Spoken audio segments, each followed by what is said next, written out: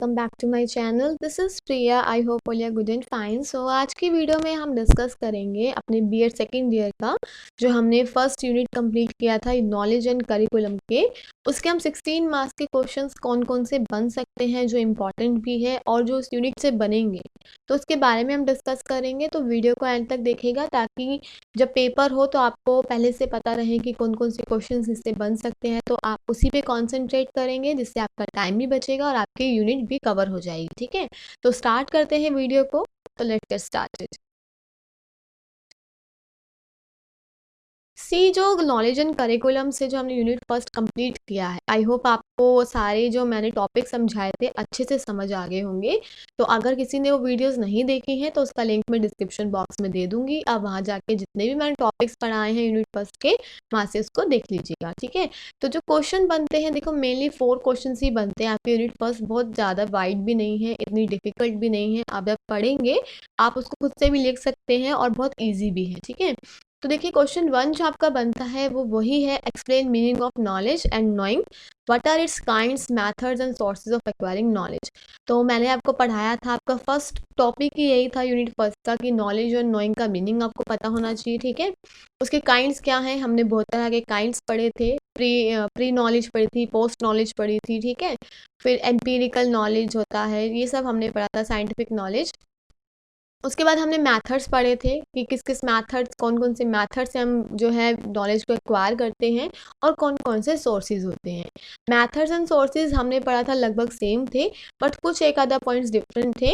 तो ये सब क्या है, आपका क्वेश्चन नंबर 1 जो 16 मार्क्स का बन सकता है यूनिट फर्स्ट से। ठीक है, तो इसका आपको आंसर्स भी मिल जाएंगे। देखो मैंने आपको पढ़ाया भी था, ये जो वीडियोस हैं जो मैं आपको सेंड करूँगी, इनके लिंक्स जो मैंने आपको यूनिट फर्स्ट कंप्लीट कराई है उसमें मैंने आपको क्वेश्चंस के हिसाब से ही पढ़ाया है, तो वहाँ से आप क्वेश्चंस का आंसर्स भी देख सकते हैं। ठीक है, तो सेकंड क्वेश्चन कह रहा है, what are the difference between information and knowledge, belief and truth, reasoning and analysis.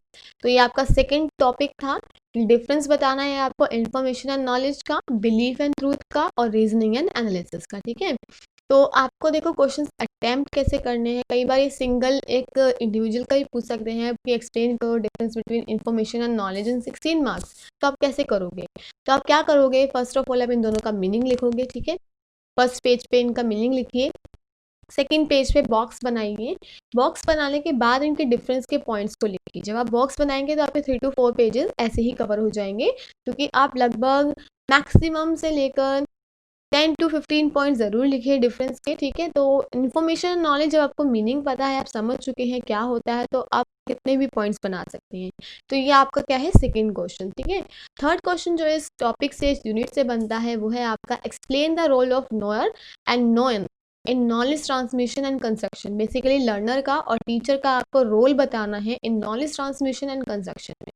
तो जो नॉलेज ट्रांसमिशन होती है वो टीचर करता है। ठीक है, तो टीचर का कैसा रोल होता है कि वो कैसे नॉलेज ट्रांसमिट कर सकते हैं, कंस्ट्रक्ट कर सकते हैं स्टूडेंट्स के लिए, और लर्नर्स का भी क्या रोल होना चाहिए। ठीक है, तो ये मैंने आपको लास्ट 2 वीडियोस में क्वेश्चन की तरह ही पढ़ाया था कि कौन कौन से रोल होते हैं लर्नर्स के और कौन कौन से रोल होते हैं आपके टीचर्स के। ये आपका क्या है, थर्ड क्वेश्चन 16 मार्क्स का। ठीक है, लास्ट क्वेश्चन जो आपका इस यूनिट से बनता है वो है, what are the contribution of the teachers in assimilation and dissemination of information and knowledge. ठीक है, तो टीचर्स का क्या कंट्रीब्यूशन होता है कि वो नॉलेज को कैसे, अपनी नॉलेज को वो एनहेंस करती हैं। मैंने आपको बताया था कि वो कैसे टीचर्स को, जैसे पहले से नॉलेज होती है तो उसमें कैसे वो ऐड ऑन करके अपनी नॉलेज को इंक्रीज कर सकती हैं, वो आपको बताना है। कैसे कैसे सेमिनार्स यूज़ करके जा सकती हैं वो, जैसे कि वो कोई वर्कशॉप ले रही हैं या ऑनलाइन कोर्सेज ज्वाइन कर रही हैं या सेल्फ स्टडी से, ये सब क्या है उनके एसिमुलेशन के कंट्रीब्यूशन। उसके बाद डिसएमिनेशन की, कैसे फिर वो उस इंफॉर्मेशन को, उस नॉलेज को डिसएमिनेट कर रही है, दूसरों तक पहुंचा रही है, वो आपको लिखना है इस आंसर में। तो ये बेसिकली 4 क्वेश्चन बनते हैं आपके 16 मार्क्स के यूनिट फर्स्ट से। और इस बार जैसे कि मैं आपको बता रही हूँ कि थ्योरेटिकल पेपर ही हो सकता है, क्योंकि एमसीक्यू के चांसेस 10% है, ज़्यादा नहीं मैं कह सकती। इस बार एमसीक्यू क्वेश्चंस आएंगे आपके, तो थ्योरेटिकल आएंगे। आप इन चारों को पढ़ेंगे, आपकी यूनिट फर्स्ट कंप्लीट हो जाएगी, और इन चारों में से कोई ना कोई एक क्वेश्चन ज़रूर आपको आपके एग्जाम में मिलेगा। ठीक है, तो this is all for today. अगर आपको वीडियो अच्छी लगी हो तो प्लीज़ लाइक शेयर कमेंट कीजिए और सब्सक्राइब ज़रूर कीजिए मेरे चैनल को, ताकि जब हम तक यूनिट कवर करें या आगे के कुछ टॉपिक पढ़ें तो आपको उसका नोटिफिकेशन मिलता है। Thank you, have a good day.